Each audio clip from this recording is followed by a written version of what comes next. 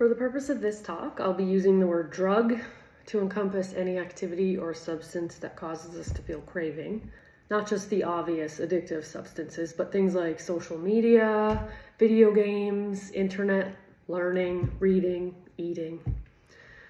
It's less about the thing and more about the ability to manage our use. And I'll be using the word pain to encompass things like craving, boredom, anxiety, as well as the more physiological forms of suffering. I'll be quoting Dr. Anna Lembke, the author of Dopamine Nation, from her interview with Andre Duqum on the Know Thyself Podcast. I'll link the full talk here for you. I'll be focusing on her explanation of the neuroscience behind how dopamine works and how we can use that knowledge to our advantage to elevate our mindfulness practice and get more joy from the everyday things in life. Dr. Lembke says, dopamine is a chemical that we make in our brain and has lots of different functions. One of the most important functions is that it's essential for the experience of pleasure, reward, and motivation.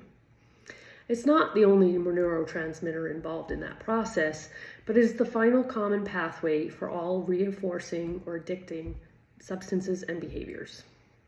The more dopamine that we release in our reward pathway, and the faster that we release it, the more likely that substance or behavior is to be reinforcing for us. We first have to understand the concept of homeostasis. Homeostasis is essentially our baseline level. In my words, it's our default setting, so our brains will always strive to return here after any deviation. The thing about pleasure and pain is that they're actually co-located in the brain. So the same parts of the brain that process pleasure also process pain. And they work like opposite sides of a balance. So imagine there's a beam on the central fulcrum, like a teeter-totter on a kid's playground. And when that beam is at rest, it's level, parallel with the ground, and that's called homeostasis. When we do something pleasurable, our pleasure-pain balance tips one way, and when we do something painful, it tips the other way.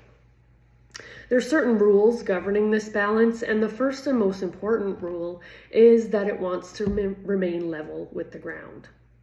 And our brains will work very, very hard with any deviation from that neutral position to get it back into that neutral position.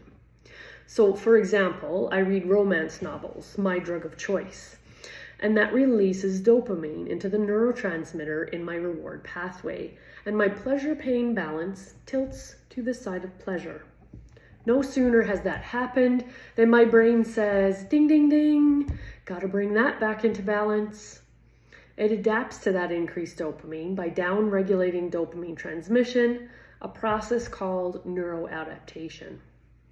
I like to imagine that as these little neuroadaptation gremlins. Let's personify them, hopping on the pain side of the balance to bring it level again. But the gremlins like it on the balance, so they don't get off as soon as it's level. They stay on until I'm tilted an equal and opposite side amount to the side of pain. That's the come down, the hangover, the blue Monday, or that moment of craving. Now, if we wait long enough in that state of craving, when we're in the come down part, those gremlins get the message, their job is done, they hop off, and a level balance or homeostasis is restored. The problem is, in this world of excess and easy access, the faster way back to homeostasis is just to have more of my drug. Start scrolling, grab a sugary snack, pour a drink, etc. Which we're very inclined to do because when we're in this tipped to pain state, we're in a state of craving. We're anxious, we're bored, we're restless, we're dysphoric, irritable, uncomfortable.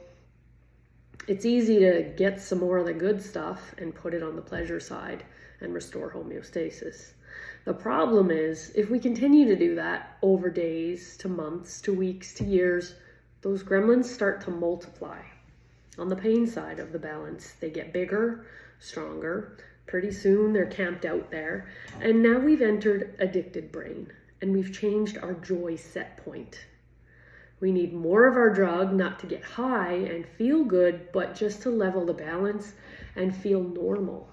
And when we're not using it, we're walking around with a balance tilted to the side of pain, experiencing the universal symptoms of withdrawal from any addictive substance or activity, which are anxiety, irritability, insomnia, depression, and craving.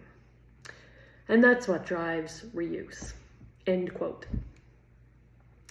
Dr. Lembke goes on to explain, and I'm paraphrasing here, wiring was essential for our survival in ancient times, driving us to seek food and warmth, etc.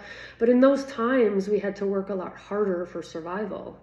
Work for sustenance, work to have warmth and shelter. Essentially, we would have to pay up front for and experience the pain first. And the pleasure reward would come after. So our brains were built for pain.